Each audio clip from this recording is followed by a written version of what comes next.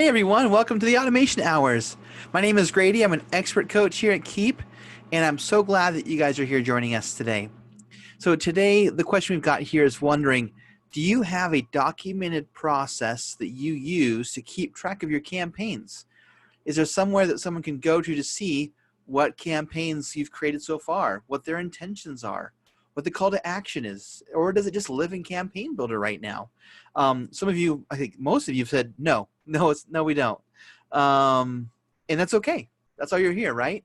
And so we'll be talking about that today as we get a little bit better aligned. Oh, where's my window at? There we go. On how we can simplify our marketing automation campaigns, how we can take maybe something that is a beast of a campaign, maybe it needs to be a little bit smaller and broken up, or just taking the campaigns we have and better naming conventions that we use for those.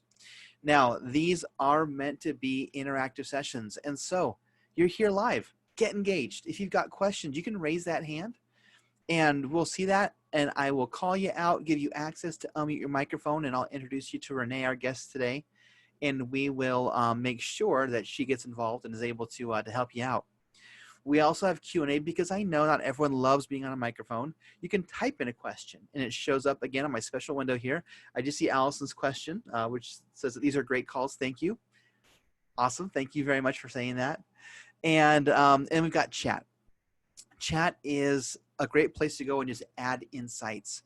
You guys are doing a wonderful job already, sharing with us how you are organizing, or maybe how you would like to organize pretty soon here. And whenever you use chat, use panelists and attendees. That way everyone in the room gets that edification and gets that benefit. Even if what you're saying is, I'm not doing what I should, someone else is going to see that and be able to say, I'm not alone. And if you are doing what you should, that's okay too. You can humble brag here and say, yes, I'm very organized and it helps me a lot. And someone who also isn't doing it can say, okay, I see the light. I see what's possible. And so definitely chat is an essential tool, but Q&A is great for your questions that you want addressed by us.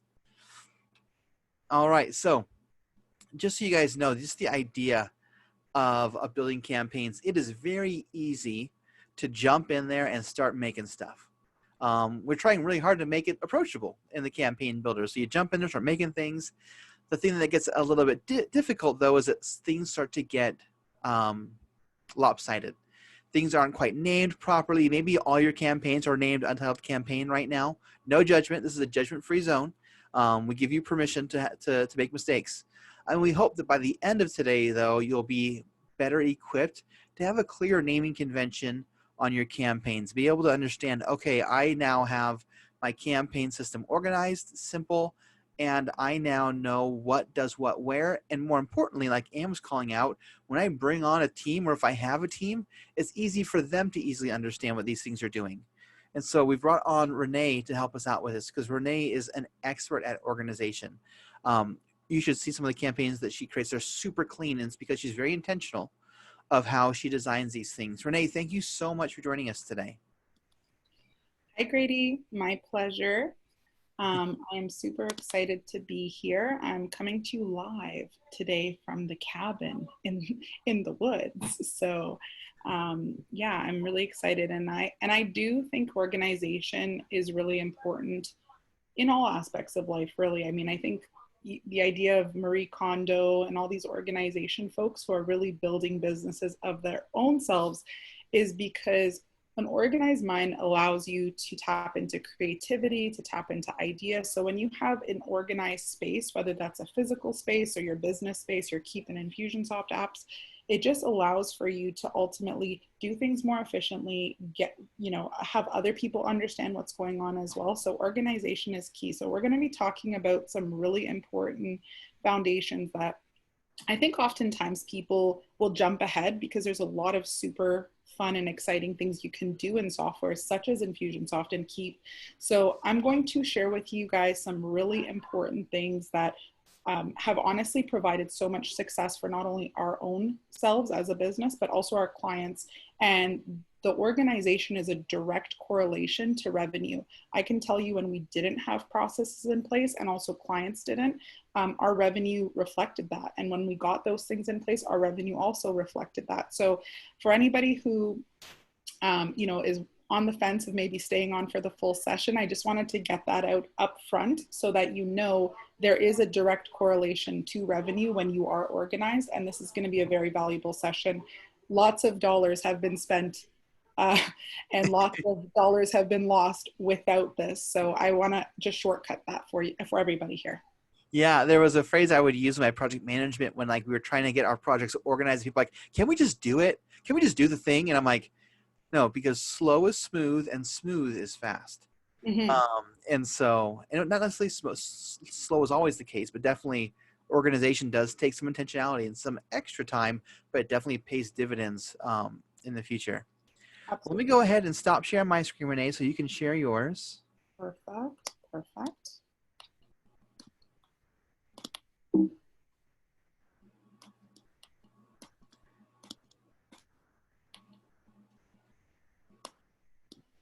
Yeah, I was just going through our application where I've got a ton of campaigns in there. And I am a pack rat of data. Like I hate getting rid of contacts. I hate getting rid of campaigns. And it's like I have a campaign I no longer use. And I named it Archive, Don't Delete. And I'm like, I think I need to Marie Kondo this thing and just say, this campaign no longer sparks joy. And just thank you for the service and delete it. Exactly. Thank you for your service and see you later, alligator. Okay, so here's today's agenda. At the very top level, we're going to talk about creating checklists and standard operating procedures. And these will be very valuable for you to have in your business. I'm going to shortcut some things for you, let you know how to create an effective checklist, also the difference between creating like training and also creating a checklist, which is going to make sure that you're doing everything the same as well as your team every single time. How to map campaigns, especially if you're new to Infusionsoft or maybe an Infusionsoft and Keap, or maybe you've been a customer for a long time, but this is probably going to be a different way of approaching things. Also some campaign organization that not many people are necessarily leveraging all of it. So we're just going to talk about, I'm going to go over all the bells and whistles that are in the system. And lastly, I'm going to spotlight a couple of new campaign features that have been updated and added just in case these are elements that would be valuable for you to use in your business, and just wanted to make sure that you know about them. Oftentimes I'll hear from other business owners, hey, I didn't know it could do that. So I want to make sure you're not in that camp and you do know what it can do, especially when it just comes out. Yeah, that's actually a really cool thing we're introducing today, is that there is a new feature that just came out that will definitely help you get better organized. There's been some things that we've been hacking as users to do some functions, and I won't spoil anything yet, but definitely there's some cool stuff. And you also brought up a great point of Keap and Infusionsoft. This session today, who is it mostly designed for? I would say it's a pretty equal to both users. There's a few features under the campaign organization that are specific to Infusionsoft. In fact, I think it's just one of them. Other than that, it's pretty platform agnostic. So what I'm going to be teaching applies to both users, definitely. Perfect. Perfect. So let's get into creating a checklist. And you know, I've got a bunch of stuff on the slide, but I just want to talk about the difference between creating a checklist and also creating a training, and how those differ and how I want you to be thinking about those. Because really, I would recommend that you start from the most simplest processes in your business to start documenting it, first and foremost for yourself, if you're just a single person in the business, but also as you bring team members on, it is going to allow you a lot of freedom really to grow if you have your processes documented. You can also figure out what does and doesn't work for you. So oftentimes what I would see in terms of documentation, when I say the word documentation, people will think about it like, let me put every single possible detail that can happen, almost like an instruction manual, right? You're going to go assemble your IKEA furniture and everything down to like the nuts and bolts. They tell you what's in it and how it's all going to go together. I'm not talking necessarily about an instruction manual, because I think an instruction manual is really valuable when somebody doesn't have a skill set and you're bringing them on board, or when you necessarily don't have the skill set. So that's why you would watch things like a training, a webinar, to become familiar with something that you might not necessarily know.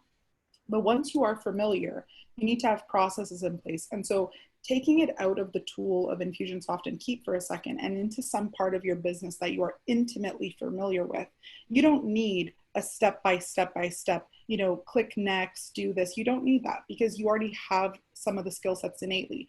what you need is a checklist so that you make sure not to miss any of the things that are almost the silly things to miss. And this comes actually from a lot of different industries, but aviation is a really great example where pilots know how to fly a plane. They're not going to be flying a plane if they don't know how to fly a plane, right?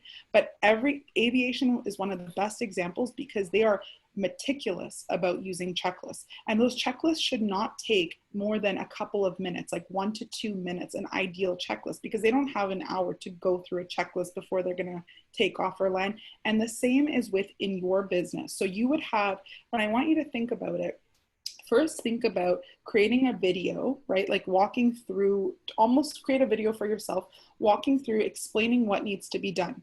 And that can then be transferred into a training document or bringing someone on board when they need to learn a new skill set. So think about it in the pilot, you know, if I'm a pilot and I've never flown a plane before, the training that I'm going to get when I'm learning to fly the plane is going to be very detailed, step-by-step, broken down. Once we get past that, I want you to be thinking, so I'm going to make an assumption here that we now know a little bit about the campaign builder. We know how the campaign builder works, which is essentially goals and sequences, those actions and the reactions.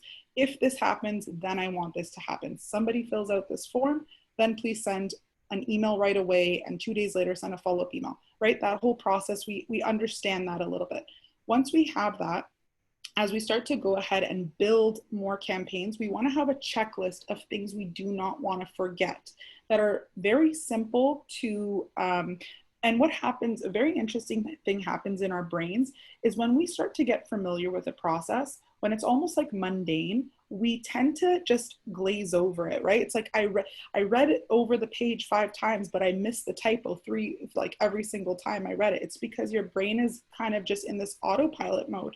So a checklist is going to be really helpful for you to make sure that yourself and your team knows exactly what needs to be done, and it's also not missed. So my recommendations for creating a really powerful standard operating procedure, aka an SOP or a checklist, would be first, if you need to do this, step 1 is just like kind of mind dump into a video. You know, the video can be like 20 or 30 minutes, right? It's longer, and you're explaining what you're doing in the process. You're explaining things like naming conventions. Be very specific in the video of what you're doing and why you're doing it. And then I would get that video transcribed. You can use a tool like rev.com, otter.ai, or another such, or you can literally just have, you know, a VA transcribe it for you.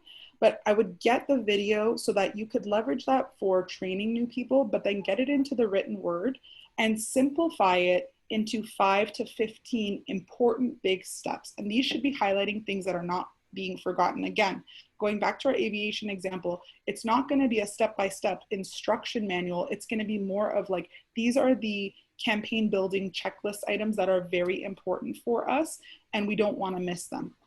And so the next thing that is really, really valuable is once you create the checklist, have a team member or somebody else who is qualified, who, right, like a pilot is not going to give a, you know, an electrician an aviation checklist. They're not going to really know what to do with that.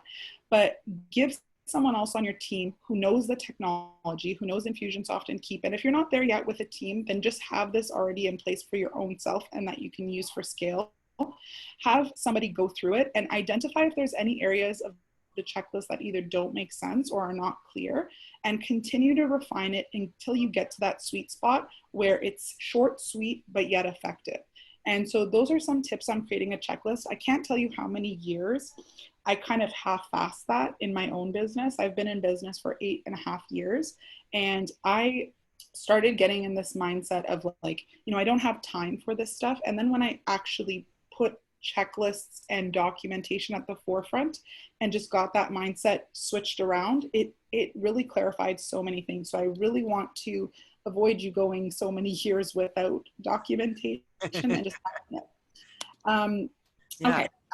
Allison asked, is there like an example checklist that you have that you could share? Yeah, I can as a resource. What we'll do, Grady, we'll be sending out a recap email to our session, and I can include a resource, absolutely. And I also have a recommendation of a book. It's called The Checklist Manifesto, which I highly recommend as well. we'll put a link to that as well. I like to listen to Audible, so you can get it on Audible or in the written word, and we'll include those absolutely. So the first thing is really talking about mapping campaigns. And actually, before I dive into the tool, let me talk to you about that as well. Because again, in the context of coming into a tool which has so many capabilities, it's very easy to kind of be overwhelmed by opportunities, because that's really what they are. What I want you to think through, if you're new to Infusionsoft and Keap, especially for those users on today's session who might be new, is I want you to be thinking through what is the one process, the single focus that you want to be working on. For example, let's say you sell 3 or 4 different things, and let's say there's a couple of different ways that people might come to you.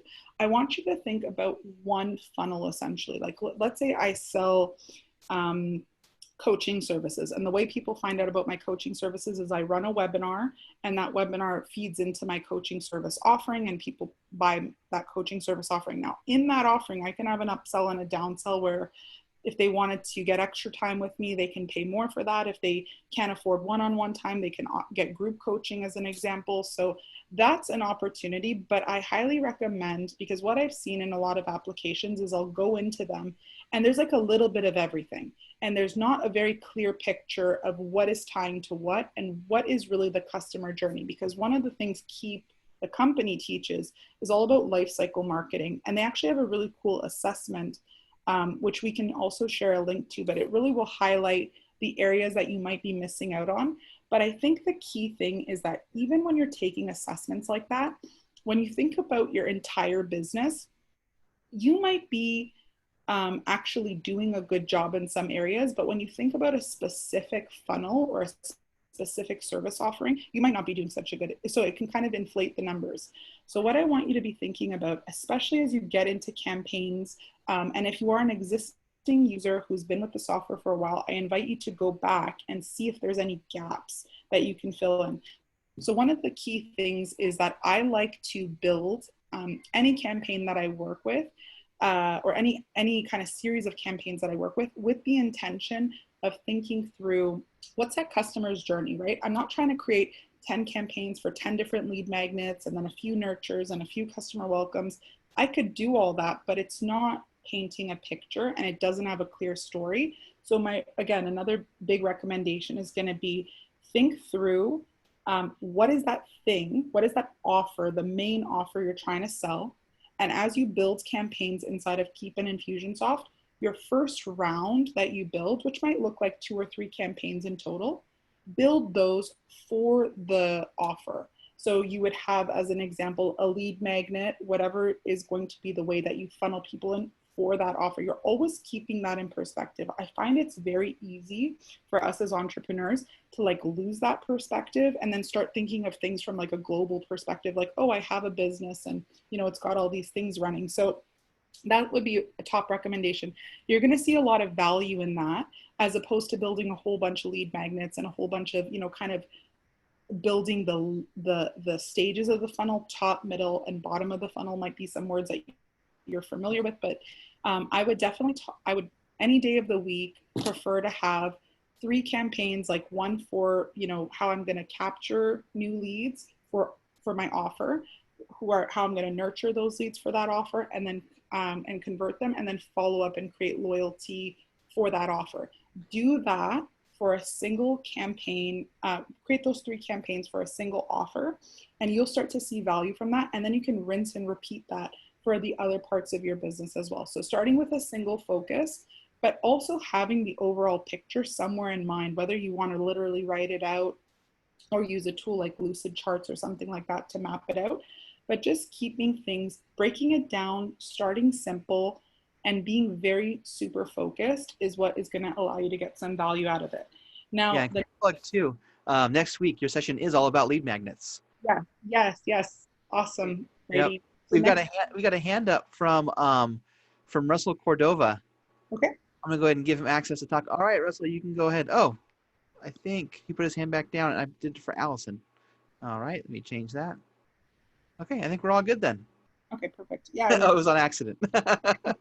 I'm diligent, everyone. I want to answer your questions. Yes, absolutely. And as Grady is kind of like advocating, please do keep asking your questions during the session. We want to avoid them all coming in the last minute, and then we don't have potential time to answer them. So please keep the questions coming. So a little bit of what I'm talking about is strategy, right? I'm talking about strategies for creating SOPs and checklists. I'm talking about strategies for actually how you're going to map and build your campaigns and getting that super clear focus of what you're building for and building that out for that entire customer journey for that single main offer and starting that way. Some of these things that I'm going to be getting into next, which are really inside the Campaign Builders tool, which are going to help you with organization. Some of them are features you might be familiar with, but some of them might be features you're not familiar with or enhancements that you can do to them. So we're going to get through those. And then I would love to open it up to some questions as well. So feel free to keep typing your questions into the Q&A, and then we will get through all of them. So let's see. So the very first thing that I wanted to talk about was campaign naming conventions. I highly recommend that you create some kind of a naming convention, and there's two ways that you're going to be able to do that for Infusionsoft users. So I'll start in the Infusionsoft product. The campaign naming conventions are going to be listed right here. So where I'm looking at, let me just show you in context, is I'm under marketing and I'm under the campaign builder. And I'll show you where to go inside of Keap to see this as well. And so in the campaign builder, you're going to see that you have the ability to name all of these campaigns. And when you go ahead and click create your own for any new campaign that you're going to build, you're going to have the opportunity to give the campaign a name as well as put it in a category. And we'll get into Keap in just a moment. So here's how I want you to think about these two things. And it'll be the same thing. Like this screen here is the exact same for Keap. Yes. The only thing to just consider is that Keap doesn't use categories, and so you'll want to just kind of do one click deeper on your Keap organization. That's exactly right. So exactly right, Grady. So I would recommend for Keap users specifically, almost ignore this little section right here, the create a new category, because as Grady mentioned, the software doesn't display that. And the reason being is because Keap is intended to be a much easier, lighter UI, still a lot of power, but Infusionsoft is for those very heavy power users. So, but the back end of both of them is built on the same base code. So that's why Keap has a lot of power that Infusionsoft has as well. So for the Infusionsoft users, definitely name your campaigns, make them very clear. You know, think through those standard naming conventions of what is important, and then make the campaign name very clear. So for example, if you want to name it so that it's tied to your specific offer, you can say lead magnet hyphen what the lead magnet is hyphen, and then going to which core offer in brackets. So maybe you're going to have 3 lead magnets, but they're going to be going for different offers as you build out your campaign. So it could look something like this, where you can have lead magnet, and then you could have it be my, you know, my 3 keys to success ebook download, right? And if you wanted to, and again, if you want to have dashes between them, if you want to have colons between them, whatever the naming convention is, document it so everybody does it the same going forward as well. And so yeah, you can absolutely indicate what it is. And this naming convention where you have everything inside of the name itself is going to be very valuable for Keap users. In fact, categories is a newer feature to the campaign builder. And so for the longest time when Infusionsoft itself did not have categories, this is exactly how we would name all of our campaigns so that we knew what was going on inside of them. And then the categories is a newer feature, a newer level of organization that we can leverage. So what I highly recommend you don't do is do things like, you know, website list or, you know, any kind of generic thing that I would have literally no idea what this is until I go in and I try to fact find and explore. So you want to avoid all of that and be very clear and then document that as well. Now, if you're an Infusionsoft user, like Grady mentioned, you have the category capability. the way categories helps you is it functions as a filter. So if you're on that main category, campaigns list, and you just wanted to, for example, create a category here, that's called lead magnet, right? And so if I'm an Infusionsoft user, there might be some considerations I would make, like maybe if I'm leveraging categories, I might not put the word lead magnet inside of the name itself because it may be redundant, or I might keep it. So this is kind of like, again, there's a little bit of, I would rather over communicate and be super clear, like overly clear, than not clear enough. So this is something huge. And so yeah, I think LCM does a good job too of giving us some organization frameworks. Like that might be like an attract category. And the way that you're attracting is with a lead magnet. Yeah, that's a really good idea, Grady, actually. So I'm gonna go and show someone now how would you update that inside of Infusionsoft, and then how you go about using those categories. So you can see on the left-hand side in your campaigns, you can search by names. And what this search is looking for is this field right here, anything in the name category. So if I want to type in, let's say, lead magnet, right? I'm going to search it, and then it's going to filter that list because it's a text area search, and it's just going to find me any campaigns that I have labeled as lead magnet. Alternatively, if I have multiple campaigns, you can see the categories are showing up right beside the name. And so if I wanted to filter by a particular category, I can go ahead and select the category from this category drop-down list, and that is going to now filter it by the category as opposed to the name. Now let's say I wanted to change the category name or add new ones, and I'm not within a campaign itself. There you go, Alice. This is your question. I can go ahead and click on Manage Category. Manage categories, I should say. And then once this loads up, you're going to see all of the categories that are available to you that are already in the list. And then you're going to be able to edit the name of them as well as add new ones from the screen as well. So you can see here that I've got the lead magnet. I can go ahead and add a new category. And then if I highlight over the lead magnet with a little pencil, and if we wanted to change it to attract, like Grady attract, Grady, tell me the names. Oh boy. Attract, sell, wow. No. Target. Oh, so the big buckets are collect leads, Yep. convert clients, and create fans.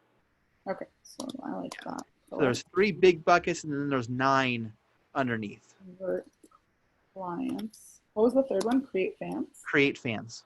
Create fans. Okay. So what you're going to see when we go back to that campaign list is you're going to see that those 3 now show up here in the category. The other thing I want to mention to you is that you can add a campaign to multiple categories if it made sense. And you can do that in 2 ways. So you can either click this little checkbox right here, and if I go under the actions dropdown, you can see apply category is the first option there. So if I click apply category, if I wanted to add it to both of these, it's just going to put a little comma between them so you can see that this belongs in both categories. Typically for me, most of my campaigns fall in one or the other. They're not binary, or they're not in both. They are binary, but if you needed this, now you would see that if you click on this dropdown, it'll show up in both options because it has both of those tags or both of those categories applied to it. You can also, when you've created a campaign, so that way you can do a mass update if you weren't using categories and now you would like to be. And then within the campaign itself, under the actions, you are going to see near the bottom, it says edit categories. And so this would be the way that you could either select new categories and or remove this campaign from a particular category if it no longer applied. So I would definitely recommend to leverage the categories inside of Infusionsoft. And then if you're a Keap Pro or Keap Grow user, then just make sure that the naming convention is very clear so that it's very easy for everybody to understand what they're going into and what they're looking for. The next thing, and again, in line with organization, is going to be goal and sequence naming convention. So at the very top level, it's all about naming your campaigns. And let's actually just pop into Keap Pro just to also take a look if there's anything I need to specifically highlight. But if you're a Keap Pro user, sorry, I said Keap Pro and Keap Pro, but only Keap Pro has the campaign builder. So this applies for Keap Pro users. And then once it loads up, on the left-hand side is going to be my main menu. And then I'm going to have the campaigns tab. So where I go in Infusionsoft is under that hamburger menu, marketing, and then campaign builder. Inside Keap Pro, it's right there for you as you load it up. Grady, how's my audio and video? Audio sounds great. I think it's probably just being up there in the mountains and sharing your screen and sharing your video. Yeah. She's come back. She's come along. Okay, so we're going over to the campaigns inside of Keap Pro. And then similarly, what we can do is, so you can see all the naming conventions right here. And if I go ahead and click on build my own or build your own within Keap Pro, then you're gonna have the exact same experience inside of the campaign builder that we just saw inside of Infusionsoft. Note that yes, you will have the ability to see the categories, just don't use them. Just now that you know that, then you can just go ahead and make your names even more powerful so that they're more helpful for you. And then within Keap, I'm going to go back one step to the actual, I feel like Keap is loading slower for my computer for some reason. And what I wanted to see, Grady, is if there is a search bar. So when in doubt with no search, okay. And when in doubt, I command F everything if necessary. I'll find things on a page, no problem. Yeah, similarly with Infusionsoft, there's that search bar that's in the top of the list, and you can do the same thing. You can start typing in what you're looking for. So if you have a really good naming convention, you know it's a lead magnet, but you can't remember where it's at, and you've got a bunch of campaigns now. You can type in lead magnet, and it'll show up for you. Perfect. Yeah. So this is where, again, you would search for that information, and it's going to be super clear.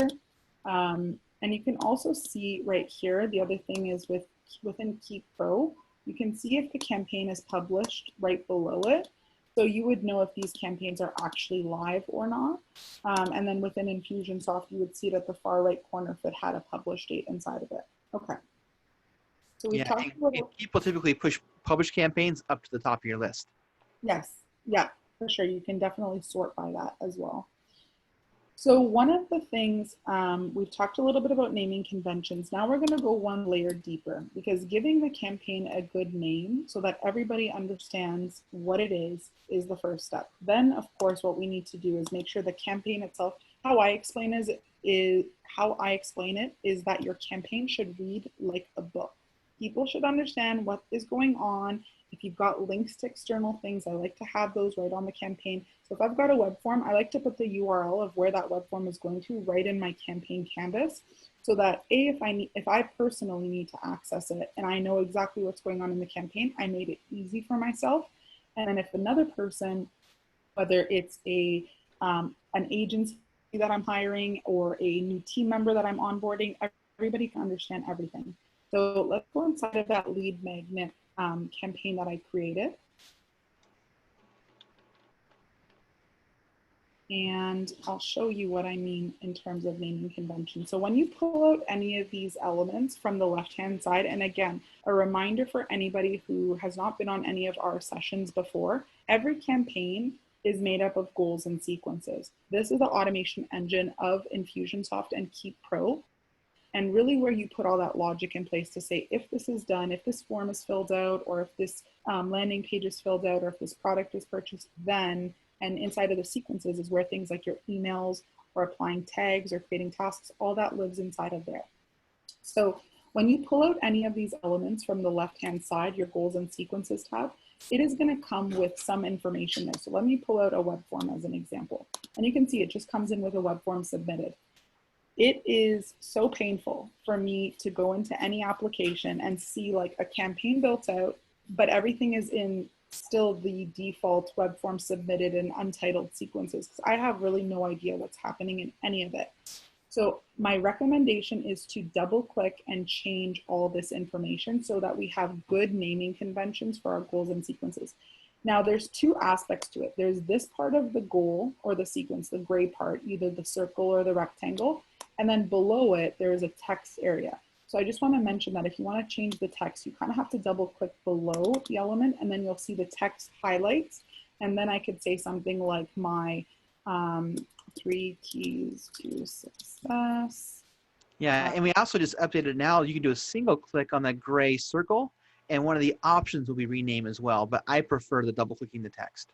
Yeah, absolutely. So let's look at that. So if we single click it, and then you can see the fourth option down is rename. So that's what Grady is referring to. So a double click in the text area or a single click go to rename in the goal area.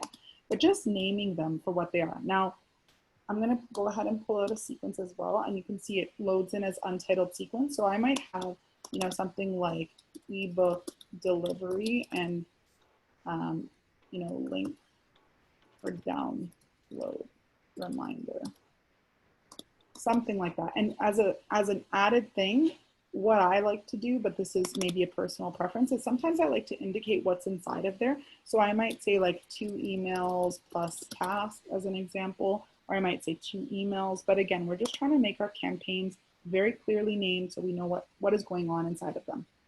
And this is the same inside of Keap Pro. So this is identical processes. Now, the next thing I want you to be aware of is actually the notes. And this is probably one of my most favorite features inside of Keap, or inside of the campaign builder, period. And so if you look at the under the other section, and I go ahead, I pull out a note. Not a lot of folks use this. This is a note where you can just freestyle and type information in. It's very helpful for leaving like a little breadcrumb trail of what's going on inside of the campaign. And also it's HTML, like they can be formatted with HTML, so you can do some fancy things with them, which I'm going to share with you a resource for that as well. But I would think, We got actually a hand up right now from Deborah. Sure, let's go ahead. Yeah, I'm gonna go ahead. All right, Deborah, you have the ability to unmute your microphone. Oh, hello. I just typed out the question, so I'll read it to you. Perfect. Regarding the email opened goal, Mm-hmm. I'm just now noticing, I'm in Infusionsoft, and I'm just now noticing that it is a goal. Yep. I was told a couple years ago that you could not reliably sense when an email was opened. There was some technical obstacle to that. So what's changed and is it reliable now? It's mostly reliable, Deborah. So I would say that, so the way the email open goal works, there's a very small, like one pixel by, like 1 by 1 pixel inside of the email. And so what happens is when the email is actually opened, the little pixel fires within the email and relays a message back to the software to say, hey, the email's been opened. Now, there are some cases, and I think in the past, what's happened is technology is advanced. So the technology is in a place where it wasn't a few years back. And so it is more reliable, but just know that it's not 100% fail proof, meaning that based on some devices, like I know that the issue was very notorious with BlackBerry, although I don't think a lot of people have BlackBerries anymore. Poor BlackBerry. Yeah, poor BlackBerry.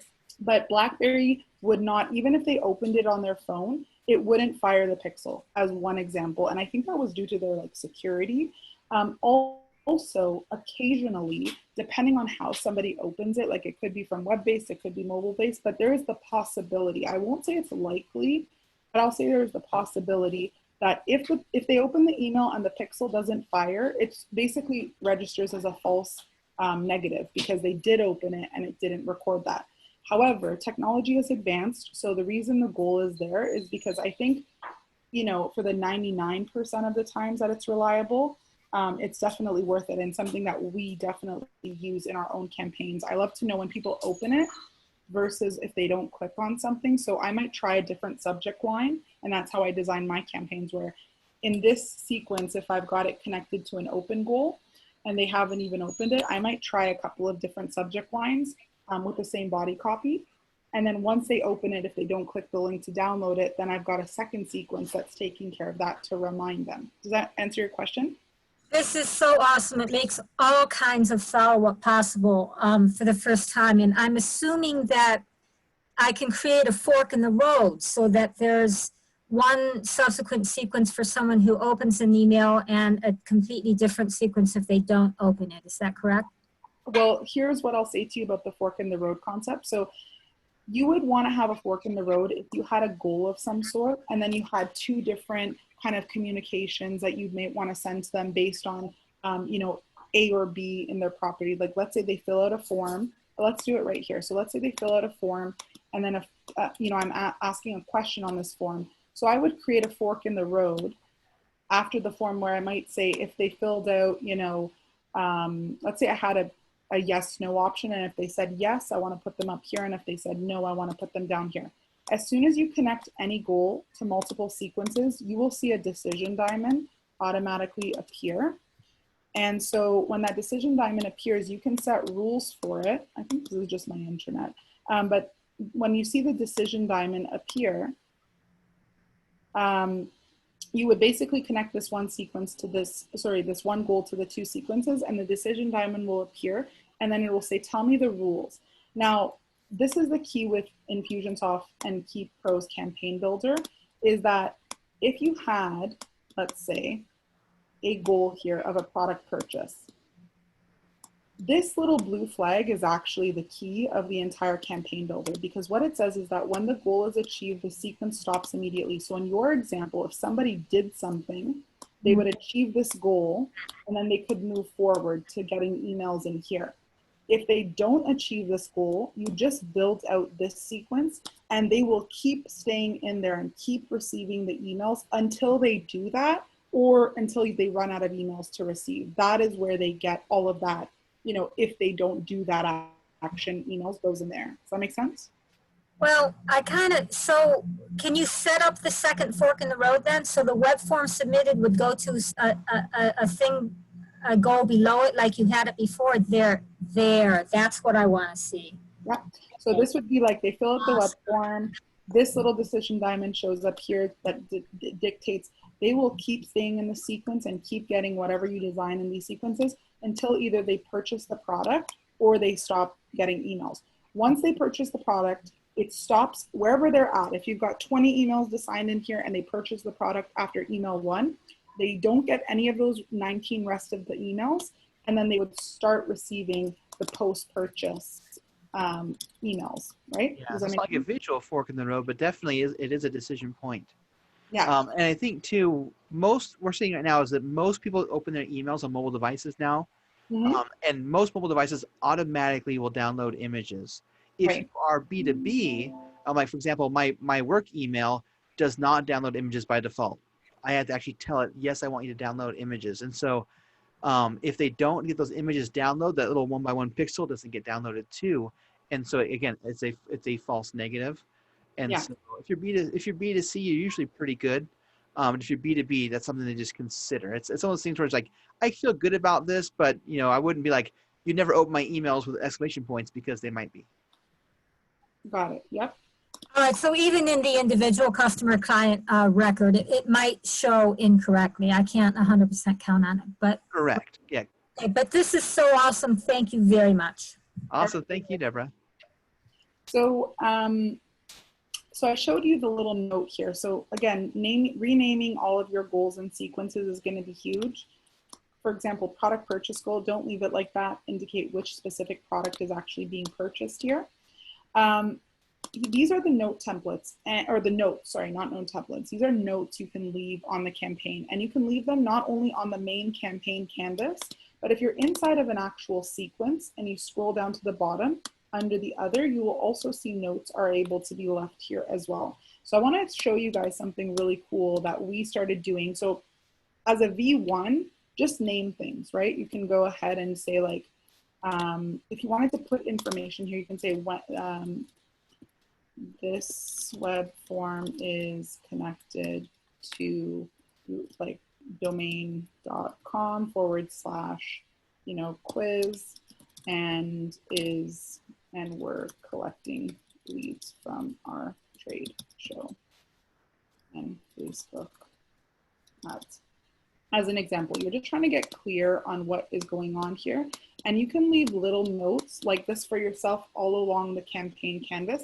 The reason I don't put this information inside of actual goals or sequences is because you can pull reports and I'm sure there's a character limit on it as well. I've never tried to put a big note, but it belongs in a note. It's not the name of a goal. So you can do things like this. There is a resource that we'll be sharing with you. And there is something cool you can do if you wanted to give these notes color. So there's these note templates. And if you don't know HTML, like I personally don't know a lot except for like the bold, italics, you know, that basic stuff. So if you don't know it, you can go ahead and copy this and you'll get this resource. And then what you can do with this is you can go ahead and copy the information here. So I'm just gonna paste it right in and show you what it looks like. And so that little yellow section it just created is actually from that HTML. And so then you can actually just update where it says the X's with the message. And you can see that I just kind of stylized my little note a little bit more. And you have options to do this in different colors from yellow, blue, green. You can also do things like editing backgrounds. There's also a second resource Grady is going to be including in the email, because if you wanted to include things like a link, or perhaps going to like maybe even having it, yeah, basically going to a link and maybe even having a picture, there's a way you can do that. So let me show you another campaign of ours in this application. And if I scroll down and I look at this campaign just really quickly, what you'll see in the back end of the campaign once it loads up is that I've got a section which says, I believe it says, yeah, so there's a video here, there's a video guide right here. And then there's also a setup. So these are two pictures that are in here. And then behind the pictures, there's a link. So if I actually open up the information, you can see here in the background, if you look at this, it's just code, right? And that's how I'm making it look like that.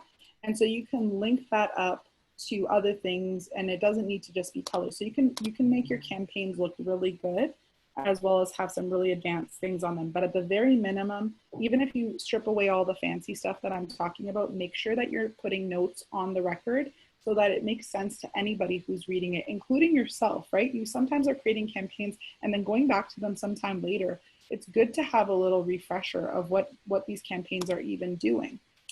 I even threw a link into the chat for one of the campaigns that I made. It actually has a video embedded in the canvas. It's an instructional video of how to set up the campaign. Very cool.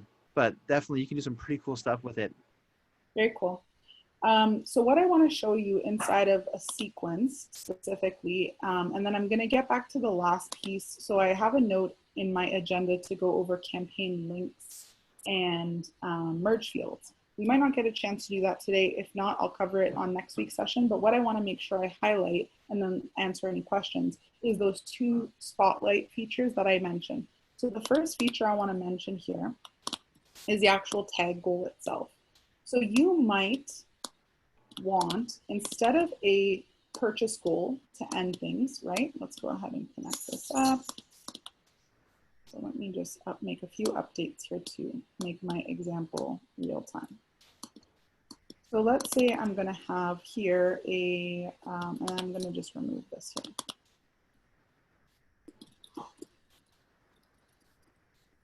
I'll show you why I put that here in just a moment, okay? So let's say this is my campaign. I have a web form goal, and then I've got the sequence, which is going to deliver the things, and then I've got a tag goal. And let's say in this web form, when somebody downloads it, what I'm trying to get them to do is schedule one of two calls with me. It could be either a discovery call, or it could be some other kind of a call, but there's multiple calls, let's say, like one is a discovery and one is an assessment, as an example. So in the example, they might say scheduled, and I might have two tags because I might be using a tool inside of Infusionsoft specifically like Calendly or Appointment Core or so forth. And if I'm a Keap Pro user, I might be just using the native scheduling capabilities right within the software. And so let's say my goal is to get them to schedule with me. In the past, I would have a tag that I could say they've scheduled, but I would need to go into the tag applied. And I would say, if it's the appointment scheduled for, you know, the one type, and then also the other type, because I'm basically putting all of the options that could trigger it here. The way that this goal at the top part of it works, if you're leveraging tags, is if any of these tags are applied to the contact record, it would achieve the goal and stop sending them the emails. A new feature that we have the ability to do is we can actually trigger automation by the category itself.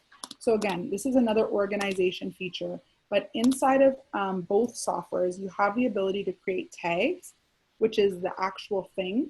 And then for organization, you can put those tags inside of a tag category for hierarchy. And so if I'm in Infusionsoft, I'm going to go over to the CRM settings.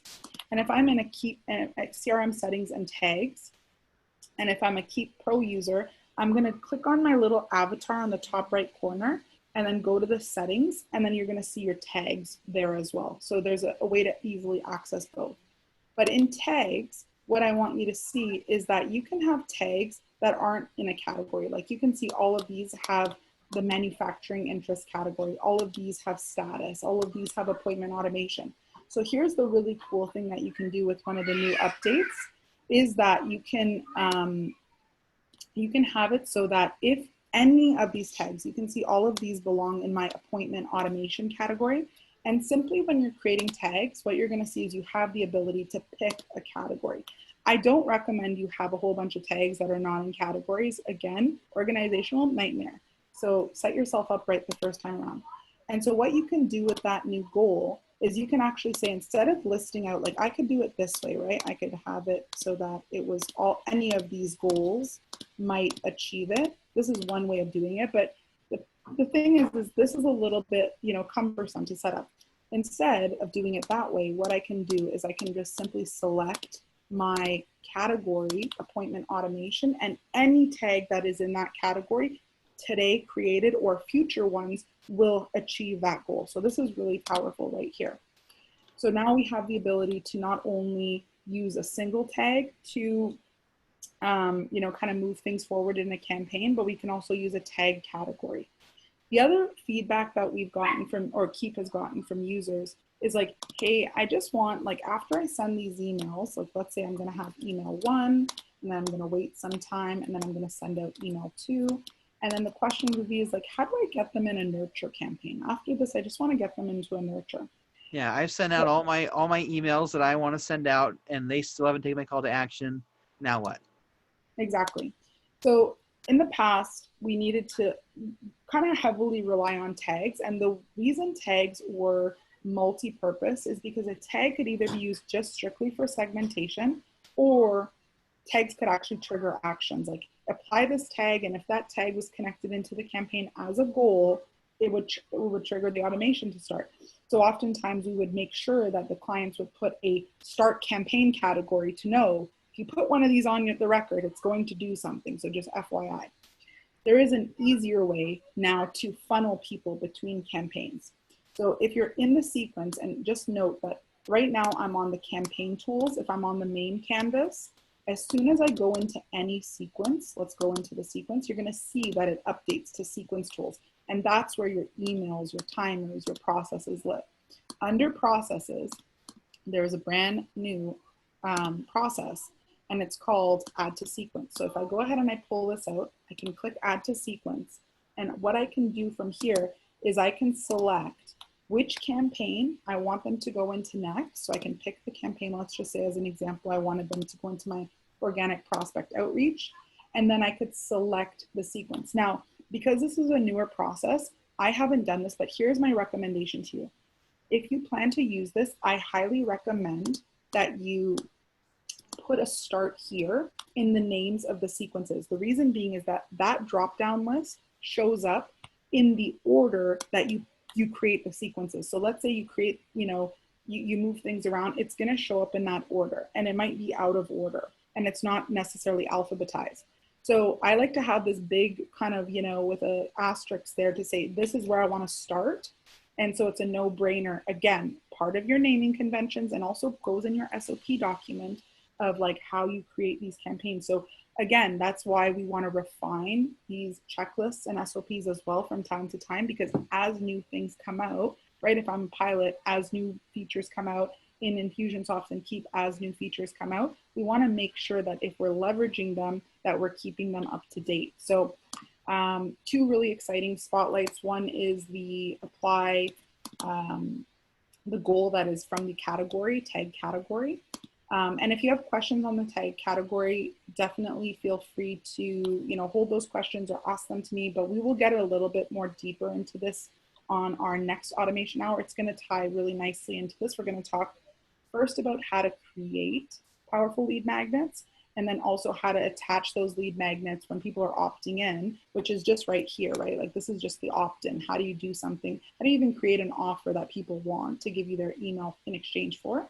And then how do we create the nurture? So I'll go into a little bit more of the advanced features, and we'll talk about some of the shortcuts and capabilities under the campaign builder. How do you leverage campaign links? How do you leverage campaign merge fields? We'll get into all of that, but I know we only have a couple of minutes left. I tried to jam it with as much information as possible. What questions do we have, Grady? Yeah, we've got one. I'll take Mark's first. I think it kind of just goes into an earlier question, which is we've talked about getting everyone like a sample list of a checklist of what it could look like. And then Mark was also wondering, like, are there recommendations for naming conventions that that you have that you could share? I definitely can put together something, but verbally, what I would say is, like, I like things to be clear. Again, read like a book. So I like to know exactly what they are. So this would be my 3 keys to success ebook opt-in, right? And then I would definitely put the URL below it. So it would be www.domain.com/3 keys, let's say, as an example. And then if I want to get super fancy, I would use one of those HTMLs to actually make this a clickable link that opens in a new window, so that if I wanted to go to that page quickly, I just click it rather than even typing in and then pasting it in. So this is one thing. Another tip is that I generally will name these sequences. I don't put the word sequence in it because I know what this element is and everybody will get familiar with it. So I think it's redundant, but I do like to put what it is. And then also I personally like to give myself like a little heads up of what's inside of it. And then the newest feature is I like to put the start here if it's the very first sequence that I might want to leverage for someone to drop in. And similarly with tag applied, like you will get to know these goals. So I might have something like automation appointment category.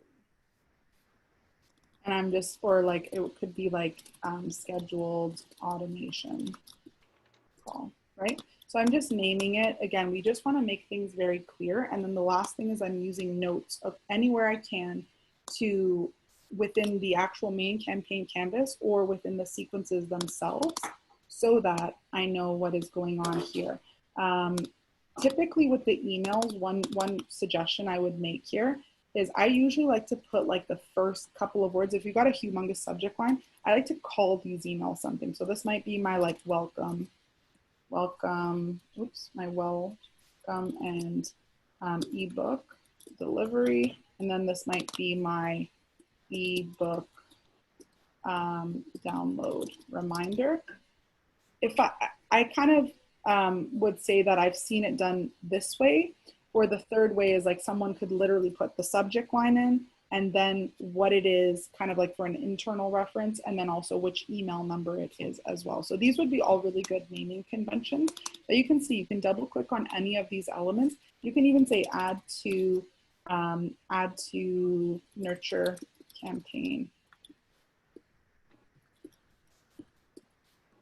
Add to nurture campaign, right? So we're just trying to be very clear about how we're naming it. I would say for the purposes of most businesses, I think that our naming conventions, especially without a little bit of context, like I would prefer to train you like this, because again, if you're our client and or some of the naming conventions we do for our business have had specific adaptations to it. So if we have a specific need, then we've adapted that. But I've shared with you all the best practices of kind of general things that any user of Infusionsoft and Keap should be doing for sure. Yeah. Russell's got a great question. He says that we have a team that builds campaigns for us, and they don't really share their tools or strategies. Often we have to build our own campaigns and struggle through getting them executed. They use the 6th division methodology. It seems like there is a more in-depth knowledge base necessary to navigate this method, though. What basic training do you recommend for those of us that have a need to build strong campaigns separate from his 6th division ones? You know what? I will probably do a training on this, maybe not next week, but the week after. Because I agree, there's a couple of really amazing partners out there, 6th division being one, box out marketing being another, but they do have very specific naming conventions. And to be very frank with you, I find them to be overkill, 100%. So I don't use them, and a lot of clients like will have a bunch of tags in their apps that if they don't understand it, which the average entrepreneur I think is not understanding those methods, so including myself. So I don't know if Keap themselves have come out with a recommendation on tagging, but if not, I will definitely provide some resources on you want to just think basic. You want to think simple, basic, things that are understandable. I mean, I think one of the things that Keap talks about, and also any partner who talks about like tagging, is just putting them in a category, right? Like you don't want to have a whole bunch of like no category tags in there. But other than that, like their stage 1 or the 101s and the 102s and all that stuff, I mean, it just needs to make sense for your business. And if you're finding it to be a little cumbersome to try and implement, then maybe it's not the right solution for you guys. Yeah, and also like when it comes like to the tag part, I was just putting this in another person's question, is that on 427, if you go back to the registration page, I just put a link in one of the questions too. I'll throw it here, I think. There we go. We have an archive of all of our recordings. Even today, we'll be there this afternoon. And on 427, we have a session all about tags and categorization. That's a really helpful session to join. All right. We're at time, but I want to make sure we just grab these really quickly. We didn't have a lot of time for Q&A. Elizabeth asked, this is a bigger question maybe, but how do you connect Calendly to Infusionsoft to show that the appointment has been scheduled? So Calendly needs to be connected via Zapier. Very easy to do, but there is no native integration. So it just needs to be done via Zapier, and then inside of Zapier, you suggest which tag needs to, or you map which tag needs to be connected. Mm-hmm. All right, and yes, Alice, once you get the checklist, we'll send that in the follow-up email. And I've got a question up here at the top. What is the best way of doing? Add a tag to change them to a new journey at the end of the journey, or apply a process sequence change? They both will work. So it really depends on what you're comfortable with. I think the idea is that if you want to have a system that moves away from using tags as triggers, then you're going to migrate to using the process add to sequence. But for a user who's been trained on tags and knows that tags can be used to trigger and also to segment, you don't need to necessarily change everything over. I just think it depends on your level of comfort using tags and kind of like also what's already in place. So they both will function the same. I think my recommendation for a new user would be to use tags for segmentation and then use the add to sequence process to move people between campaigns. But if you're an advanced user or you've been around for a while and you've already got it set up with the tag convention, you don't need to change it. It will still work. Yeah. And I think that brings up a good point of just context, is that tagging, using a tag to switch a campaign is super awesome and it's super cool. The only thing is it is not very intuitive for a new user. That's like a ninja trick that we've learned over time to like get things to do what we want. So as a new user, that doesn't make any sense. Like, why would I do a tag to do that? But if you know it, cool, keep doing it. But for those of you who are new and haven't done this yet, I would say that switching with the process is a lot easier to get into than trying to come up with a tag strategy. But if you're already using it, perfectly fine. And to follow up with Elizabeth's follow-up question, when you're doing Calendly, yes, you don't get to choose the appointment type, but Zapier does have a filter tool that you can stick in the middle there, and you would say if the appointment is this type, then follow up in this way. And you got to use a Zap for every appointment type that you have.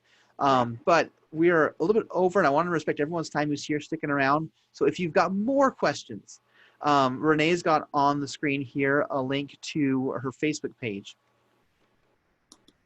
Yeah, absolutely. Come join us. I have a Facebook page, Automate Your Conversions. You can ask me questions. I do trainings in there. I do challenges in there, boot camps in there. Also give you the opportunity to get on a hot seat with me. We can dive deep into your business. So I definitely invite you to join me in the Automate Your Conversions private Facebook group. Next week, we will be getting a little bit, we'll be kind of continuing along the process of the campaign builder. I'll get into the one feature that I didn't have a chance today, but that's okay because it's more advanced. So I think it actually makes more sense to talk about it next week. And we'll be getting into lead magnets. And I just want to thank everybody so much for staying with us. Yeah, I went ahead, I put all those links in the chat if you want to grab them real quick. Just click, click, click, and they'll open up in your other browser, or they'll be in the follow-up email. And so if you don't grab them right now, that's okay.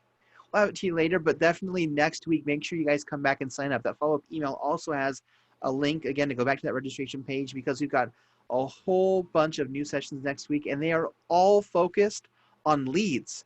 It's one of the number one request I get from my new customers. I need more leads.